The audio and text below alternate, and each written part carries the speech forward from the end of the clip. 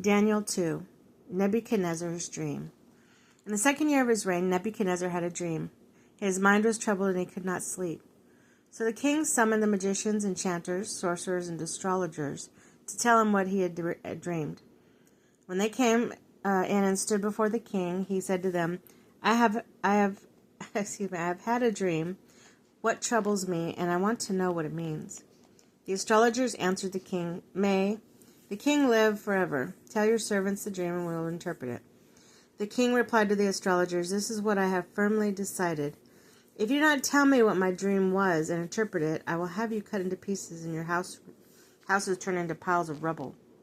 But if you tell me the dream and explain it, you will receive from me gifts and rewards and great honor. So tell me the dream and interpret it for me. Once more they replied, Let the king tell his servants the dream, and we will interpret it. The king answered, I am certain you are trying to gain time because you realize that this is what I have firmly decided. If you do not tell me the dream, there is only one penalty for you. You have conspired to tell me misleading and wicked things, hoping the situation will change. So then, tell me the dream and I'll let you know and you can interpret it for me. The astrologers answered the king, There is no one on earth who can do what the king asks. No king, however great and mighty, has ever asked such a thing of any magician or enchanter or astrologer. What the king asks is too difficult. No one can reveal it to the king except the gods, and they do not live among the humans. This made the king so angry and furious, he ordered the execution of all the wise men of Babylon. So the decree was issued to put the wise men to death, and men were sent to look for Daniel and his friends to put them to death. When Arioch, the commander of the king's guard, had gone out to put to death the wise men of Babylon, Daniel spoke to him with wisdom and tact. He asked the king's officer, Why did the king issue such a harsh decree? Enoch then explained the matter to Daniel. At this, Daniel went to the king and asked for time, so that he may interpret the dream for him. Then Daniel returned to his house and explained the matter to his friends, Hananiah, Mishael, and Azariah. He urged them to plead for mercy from God of heaven concerning the mystery, so that he and his friends may not be executed with the rest of the wise men in Babylon. During the night, the mystery was revealed to Daniel in the vision. Daniel praised the God of heaven and said, Praise be to the name of God forever and ever. Wisdom and power are his. He changes times and seasons. He deposits kings and raises up others. He gives wisdom to the wise and knowledge to the discerning. He reveals deep and hidden things. He knows what lies in darkness, and light dwells within him. I thank and praise you, God of my ancestors. You have given me wisdom and power. You have made known to me what we have asked of you. You have made known to us the dream of the king. Daniel interprets the dream. Then Daniel went to Arioch, the king, whom the king had appointed to execute the wise men of Babylon, and said to him, Do not execute the wise men of Babylon. Take me to the king, and I will interpret his dream for him. Arioch took Daniel to the king at once and said, I have found a man among the exiles from Judah who can tell the king what his dream means.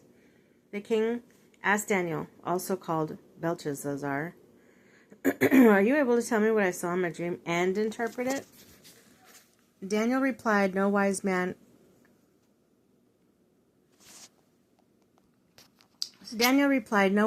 enchanter, magician, or diviner can explain the king the mystery he has asked about.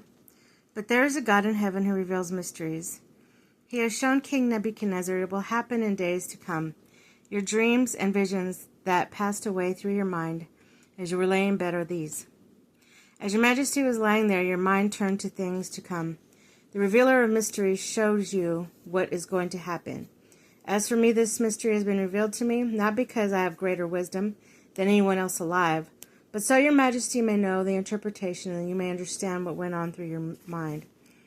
The majesty looked, and there before you stood a large statue, an enormous, dazzling statue, awesome in appearance. The head of the statue was made of pure gold. Its chest and arms are silver, its belly and thighs bronze, its legs of iron, and his feet partly of iron wall, partly of baked clay. While you were watching, a rock was cut out, but not human hands. It struck the statue on its feet of iron and clay, and smashed them.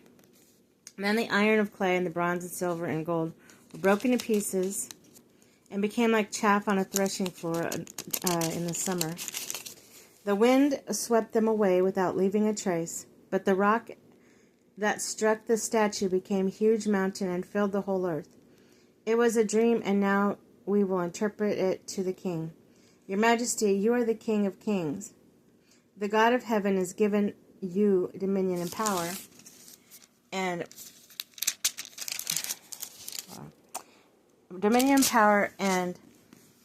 might and glory. In your hands he has placed all mankind and the beasts of the field and the birds in the sky, wherever they live. He has made you ruler over them. You are the head of gold.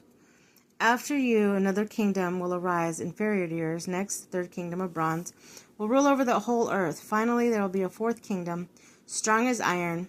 For iron breaks and smashes everything, as iron breaks things into pieces. So it will crush and break all the others. Just as you saw the feet, toes, and partly baked clay and partly not of iron, this will be divided kingdoms. Yet it will have some of the strength of the iron in it, even as you saw the iron mixed with clay.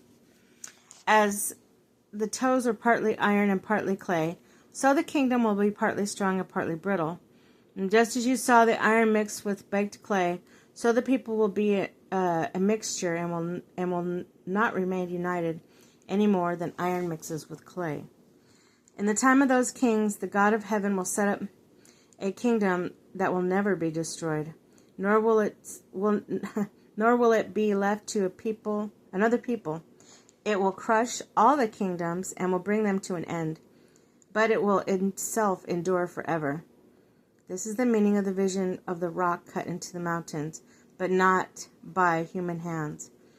A rock that broke the iron, the bronze, the clay, and the silver and the gold pieces. The great God has shown the king what will take place in the future. The dream is true and interpreted and is trustworthy. Then King Nebuchadnezzar fell prostrate before Daniel and paid him honor and ordered that an offering and incense be presented to him. The king said to Daniel, "Surely your God is the God of gods and the Lord of kings and reveals mysteries for you. You were able to reveal this mystery." Then the king placed Daniel in a high position and lavished many gifts on him. He made him ruler over the entire province of Babylon and placed him in charge of all wise men. Moreover, at Daniel's request, the king appointed Shadrach, Meshach, and Abednego administrators over the province of Babylon, while Daniel himself remained at the royal court.